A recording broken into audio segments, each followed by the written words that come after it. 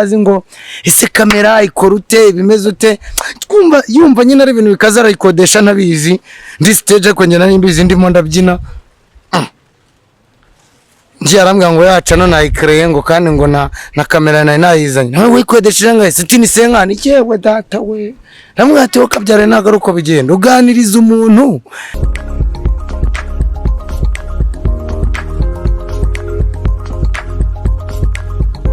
Banje kubasuhuza abakunzi ba Time TV aho muherereye hose haba mu Rwanda ndetse no hanze y'u Rwanda cyane cyane abari muri Canada turanabakunda cyane kandi turanabashimira ku nkunga mugenda muha benshi mu biganiro tujya dukorana bimwe na bimwe bitandukanye. Turi kumwe n'umutumirwa hano nagira umusabe abibwire. Nje nitwa MC Mufupa. MC Mufupa ndi umuntu nyine nkuko abantu bavuga ngo kuba umuntu kwa mbere no kubugaragara ku isura ko uri umuntu. Nitwa MC Mufupa. Niko nitwa nje nitwa Mufupa. Ntago nitwa Mifupa nitwa Mufupa. Ndi umukinnyi wa filime nkakina comedy, ndi umubyinnyi, ndi umu MC, ndi ubu ndi no kwiga ibintu by'ubutekinisiye, ubu ndi gukora na telefone za Google Pixel amatouch yose ubwoko bwose. Ni kwa Eric Teke hano Nyamata mu Bugesera kuri gare ku Mukindo. Nta nomero nababwira umuntu ufite telefone yapfuye nkamubwira ni 0788633235 ubundi ukaza telefone tukayigukorera ukagenda umeze neza uri umushefu uri umupaturo. Urumva rero byose ndi kubyiga ndashaka no kwiga gukora muri salo byose imirimo yose nshaka gucanga ariko ubundi akazinzwiho nuko MCinga muri makeya ni ukuvuga mama yamvanye vata mu kanwa. Urumva rero ndagushimiye Time TV ndayishimiye rwose kuba nanjye yafashe umwanya akavuga ati reka njye kureba umuntu wamamaye bikaba gake ariko Bugesera nyifite gutyo umushinga. Wambwiye utwa Mufupa njye nitwa Mufupa man. Witwa Mufupa. Mufupa shop izimaze igihe kingana gute? Nujuje imyaka 16 ariko ntago ndagera aho nshaka ndagaswida. Askwindi habo hari nabo twakinanye bagafashe iyo muhamagahita nkupa hari umuntu wanije matushe ngo nyita shop izimazemo imyaka 16 ariko byaranze. Nibwo natangiye kubyina. Shop ubundi bisobanuye kugaragara kuri kamera, kugaragara mu mbaga nyamwinshi. Natangiye kubyina 2010 2009 nibwo natangiye kubyina kuri track nkora ku ma stage agiye atandukanye ariko nakoreraga Uganda aho bita Kawempe Kampala. None natangire rero mita nkomeza nyine n'ubundi ngira Imana nyine nkora mu makampani agiye atandukanye nyine urumva nyimazemo icyo gihe. Uri umu MC, uri umu comedy, uri umu DJ, ibintu byose wambwiye byinshi, ibintu byose ukora no kwa Eric Teke. N'umubyeyi wambyaye ntabwo abijya bivamo kugira ngo abimenye ibyo nkora ariko nyine ni ibyo ngibyo nyine nibyo nkora kugira ngo ngubwe neza.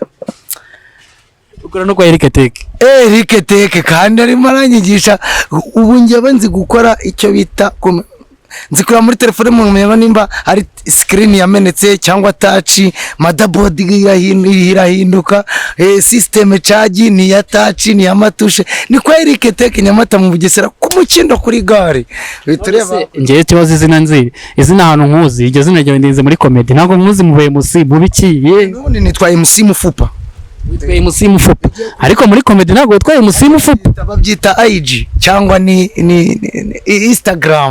Instagram yanjye bandika MC Mufupa, kuri TikTok ni Mufupa ni MC Mufupa, naho kuri Facebook Mufupa Comedy kuko nari mfite channel yitwa Mufupa Comedy kera nyine imbabura zirazima ndayinyongorosori cyagura icyo kuntu ndayitamira cyenda neza warayiriye hari uko nimbabura zanze kwaka ubundi mu Kinyarwanda bango shaka ubone. Ubwo rero nanjye narashatse ndabona ndaburisha. Waba ushatse umugore waba ushatse umugabo barabango shaka ubone, waba uri umugabo waba uri umugore shaka ubone kuko urumva impamvu zo ngo shaka ubone nuko nyine bavuga ngo osha ngo umugabo n'umwana wundi ukajya umugore n'umwana w'ingurube cyangwa w'ihene nawe n'umwana wundi. Nimba waranyunguse cano nawe bazakunyunguta muri showbiz. Nayinyunguse kubw'ubukene mbabura zazimye mu rugo byanze.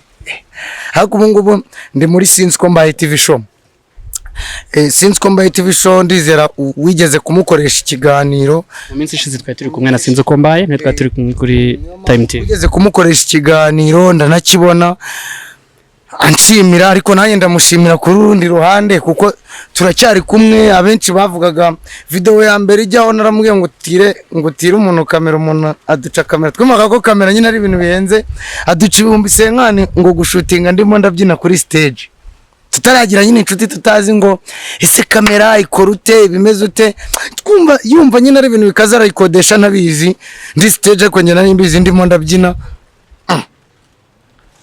ngiye arambwira ngo yaca no nayikreye ngo kandi ngo na kamera nayizanye nawe wikodesheje ngaye sitini senkani cyewe data we namwe ati okabyare nagaruko bigenda uganiriza umuntu ufite kamera ukamubwira ko namwe muzajya mukorana kugira ngo nyine haze mice bita wala yakodesheje kamera 50 idafite umukameramani cyangwa yari ifite umukameramani sina nabizi nabonye nase washutinga hagati n'ibyanarangiye none ndi na parodinze kwa parodinze surabizi ngo no muntu na 10 mana arabinkorera urumva nyine umuntu nyine yataramenya ikintu nibyana navuga ngo shaka ubone umuntu yataramenya ikintu nyine arahuzagurika muri makeya baravuga ngo ubwenge bumwe ntago bwifasha habwiye bufite ubundi babwunganira igira inama ubwo rero urumva bibaye gutyo mba ndastragorinze nyine aho ngaho akazi nkora nyine ko kubyina nje filime nakinyemo nyine ni nyinshi nje nta ngo video nakinyemo njye mbaje ngo se mufu wakinye muri filime zingahe nanjye nkuzi muri filime njewe nyina comedy sinjya nambara gutya nambara nyine karuvati ni nje mu comedy mu Rwanda wambara karuvati ku kibuno nshaka kuzagutungura umunsi mwambaye iyo karuvati wambaye n'ibintu ngakoresha interview kuri tele yawe wenda uje nko kuri shoot turi gushutinga ugahita mbwira ati ndagufasha uri gukina umeze gutyo ugahita nkoresha interview hakona mufite shooting nko kuri sinzi ko mbaye ryari nzabatungura imbago gitumo mbagwihonze ndebe nanjye uburyo muri gukora n'uburyo wambaye imyambarire yawe none se urumva butugwe gitumo mbikubwiye ubu urabimbwiye ariko abakunzi bacu ubundi bazababyibagiwe ntabwo yabyibagirwa zasubizamo iyo video impamvu cyo kuzakora shoot nzabikubwira bitari kuri kamera cyangwa ahantu nzashutingira ubuyobozi buzahita buhagira bati uri gushutinga ibiki banance n'amafaranga kandi wenda wasanga ari umuntu wanyemereye yuko nawe azakinamo ntacyo bitwaye tuzabiganira kuri phone mbona nageze uzahita uzanze mzi nimba gututazana umutekano mu mudugudu cyangwa polisi wese rumashaka ko cyabyiyorera ntabwo njye nakubwira igihe tujashutingira kuri kamera gusa nzabikubwira babyita inbox ni inbox nje cyose wambaza mbandi ready kugusubiza igihe natangiye gukina filime nyina muri mufupa mfite amakuru ko wigeze gukora mu bintu bya Tour du Rwanda Tour du Rwanda wakoze muri MC uri umubyinnyi ndi MC uri kwimusingira iye company Wide Flower na SP Gaz ntabwo ari MTN ntabwo tujya muri Tour du Rwanda mu bisanzwe uko ukoramo uri umubyinnyi uri MC ndi MC ngiye nkora kuri truck wira imodoka nini ndi MC wa MTN umuntu wanyinjize mu MC mu Rwanda bamwita MC Ntare yarapfuye turamwemera twese twaramwemeraga twese niwe watwinjije nababuryo niwe wabinjije nabanita Pendo niwe baye stage bwa mbere yitabye Imana shinguye ikinyinya Pendo showbiz niwe yitangiriye banza mva Anita Pendo kunatangiye showbiz bikubwira Anita Pendo kunatangiye Anita Pendo yatangiye acuruza utuntu hano Nyabugogo utuntu dusanzwe ariko akorera company yamamaza we yaracuruzaga niyamamazaga ariko yamamaza mu Rwanda twese niyagira umuntu w'umuyobozi wenda uzajya gukorera interview mu Rwanda umuyobozi wa mbere tuzi twese bamwita MC Ntare niwe wabwiye Anita Pendo ngo yego yarabikoraga ariko niwe washize Anita Pendo kuri stage bwa mbere niwe bitangiye ahita ajya mu icyo gihe umufashe kwiyadomina muri company yagiyemo akora kuri truck ya Tigo truck imodoka ndende Anita Pendo yaratangiye yamamaza ibintu by'ibiribwa nibyo yatangiye akoramo ibiribwa byo hari ukuba wamamaza ibintu by'ibiribwa nanjye njya gutangira kwamamaza natangiye kwamamaza ngenda na radio mu kwaha nzenguruka mbwira abantu ngo simukadi ni ubuntu ariko akakanya kuri stage nkabwira imbaga nyamwinshi nkabwira abantu nk'ibihumbi 500 hawe ati simukadi ni gutya na gutya MTN Rwanda. Urumva rero ni ibintu babi, ntabwo navuga ngo ntabwo natangire kwa ku gasaundi gatoya. Ubu ngo akakanya nitapendo MC narengewe ndamwa listen peace kabisa, uruhukire mu mahoro, ntacyo utadukoreye habaye MC bari kwisungu akakanya. Nitwirye nitwiyemere ngo umuntu agira hageze, ariko ntare yarapfuye, ariko twese tumuhe respect tumwubahe. Babasamaye muri iwe MC niwe bitangije ukora ibintu byinshi. Ntawe ikibazo ukora ibintu byinshi wagira ngo oya ndi MC. Wemera n'ubuye musa. Ndi MC, nkaba ndi umukinnyi wa filime, nyina comedy, nkaba ndi n'umudirector. Bagakaya ngewe natangiye nyina ndi umuzamu wa Tuko Wote ari we kuri Sinzi ko mbaye hagati aho ngaho. Ukuntu wari uri munsi y'imodokari, biriya bintu bisanzwe bibaho hano hanze muri industry cyangwa ni bisanzwe mu buzima? Hari ukuntu umuntu abara amafaranga yo kwishyura nkuko nabibonye akaba yakisha kuri munsi y'imodoka. Bibaho cyane. Hari umuntu ushobora kuba wenda avuye nk'Umusanze akaza cyangwa Rwamagana, Burera, Ngororero, Byumba, Karongi, ariko nyine akabura ubwishyu bwo kugera Nyabugogo. Yagera Nyabugogo aba ari umukomvayeri agatetsemba mu modoka, abantu bajya gukoropa bayakwita na ati nabuze ukuntu nitsimbyemo akira desi nk'icyayi, komvayeri niyambonye. Biradukina ibintu twebwe muri Sinzi ko mbaye twatangiye turi gukina ibintu nk'ira filime bita ngo umwana wa fande cyangwa ngwaze ku cyo kintu nabonye Sinzi ko mbaye akubabarira nuko ko bara ko yaguha imbabazi, kuko nabonye guha kugira mimiya gushyiramo imuhe nyina nakubabarira arakurekura agenda kandi agufate munsi y'imodoka. Baranarwanya ahubwo ansanze no mu kabari ndi kumwe n'umugore wanjye namwibyaga amafaranga. Sinzi uko mbaye buri utazamubona kuri muri filime ari karume no hanze kugeza mu azaguha umwanya muganire cyangwa seke, biragoye. Shaka nyine ntabwo abazi uko abaye, hari ukuntu muhura no mu buzima busanzwe. Agiye muganiza ati se bro duhure kabisa, twahura mwe ati nese ko munuta ati man ndishima nageze kukize. Nyine urumva Sinzi ko mbaye nyine ntabwo nabazi uko abaye. Urumva rero ibintu twebwe dukina agahinda kanjye, The Image, zira filime zose mba ndi ku directinga zose.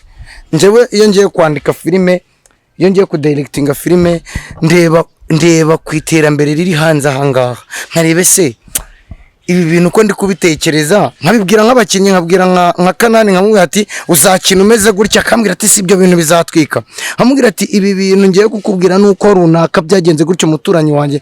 Nkunda kwirebera nyina mu buzima busanzwe bw'abantu, niho nandika filime ngiye rero mpereye. Niyo mpamvu ngira ati The Image ya Kanani TV cyangwa se byose aho ngiye kudirectinga hose ndeba ese uyu muntu ibi bintu ngiye bagiye kureba Abanyarwanda ese bifite inyigisho. Niyo mpamvu buryo umuntu arebye video ntayirangize atera gahinda uwo yaprodinze, nk'ubu iki kiganiro kakireba ariko ntukirangize.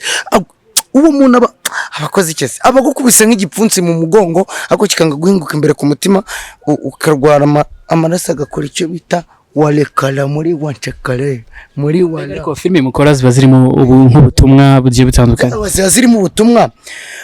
Iyo wanditse filime ntikuntu ngo uhita wicara ukiga ukabatirika nicare ntekereza ikintu nka kuri natekereje ngo wenda nicare mu modoka cyangwa se iranteko y'inama twakoze muri Sinzi ko mbaye inteko nari icenda bitekereza ko habaho inteko muri buri mudugudu rako byajeho abafatwa ku ngufu, abibwa telefone. Ndabira bati uwabikina kunayihereje mudugudu umutekano polisi cyangwa se umudaso yabi promoting akabireba akavuga ati ibi bintu bakenye by'inteko birigisha, reka mbisharing inteko igiba gutyo. Urumva rero nta bintu bibaho bitigisha. Muri industry ikintu cyose ukoze cyo kivuze ko cyigisha, ariko nicyo kora kikakubera kibi muri industry turimo. Ntabwo ari abakora ibintu ukabona ni nka comedy nyine. Fata filime y'urukoza soni ngo ikine ngo ishyire kuri YouTube. Process ari byigisha n'ibitigisha kuri social. Hari n'ibitigisha. Ese urukoza soni ni rwinshi. Neza nk'uru yafashe iranzo kakayishyira muri wala. Urumva yarigishije. Ahubwo yagaragaje ko nta babyeyi bakibaho. Hari nk'umumere ejo twe turi mu nama y'inteko muri quartier ndashaka kuzayikina.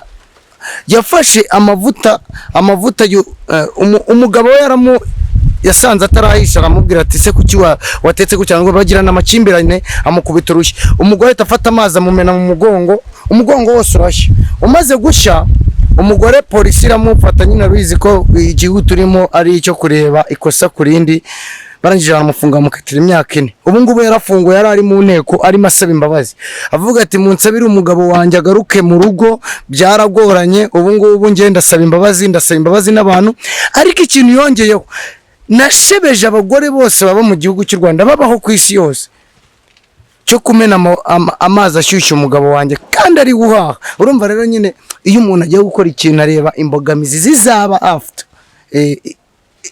inyuma yaho ese hazaza iki urumva rero niyo mpamvu natwe tujya kwandika filime nk'aba director urarebe se ibi bintu bifite grant ingana iki kashaho kugira ngo ushimisha abantu grant abafana bawe dusoza ikiganiro ikintu nabasaba wenda tutagendeye ku marangamutima nuko umuntu wese uzagira aba video iyo umuntu runaka nagendeye kwa gafashe cyangwa utaragafashe agere bayirangiza n'ubundi haje icyo bita internet yaraje reba video irangire umenye ubutumwa nusanga atari byiza ubyanga ariko wabirebye bikarangira ikindi nabwira abafana banje n'abafana ba buri channel yari yo yose nge simvuga ko kuzo nkinamo yaba Time TV reba ikiganiro kirangira umenye unenge wandike comment uvuga ati ibintu Mufupa avuze ntabwo ari byo unenge uvuga ati ibintu Sinzkomba yavuze ntabwo ari byo nyine ujye kuri Sinzkomba urebe video ujye kuri Kanani TV ujye kuri The Image ujye kuri buri hantu hose urebe uvuga ati ngewe ahantu ntabwo ibi bintu mbikunze ngewe abantu banje bose ndajya mbabwira ati ndabakunda kandi ndabakunda cyane ngewe inama nabagira nyine niyo ngiyo murebe video kandi mwibuka gukora subscribe share na comment kuri buri channel iyo ari yo yose The Image Kanani TV Sinzkomba TV show irebe comedy aba Kanyombya live muyibuke nayo Kanyombya live kandi abantu bashaka gufata icyo kunywa no mu karere ka Bugesera yangana ugane ku Gahemba aho bita muri The Vibes Bar ubundi uzabirebe useke bakunzi ba Time TV aho muherereye hose turabakunda cyane kandi turanabashimira kwa mukurikirana ibiganiro byacu uyu munsi mwari muri kumwe na Emiston nkuko bisanzwe kora subscribe and share and comment nkuko bisanzwe iteka ryose.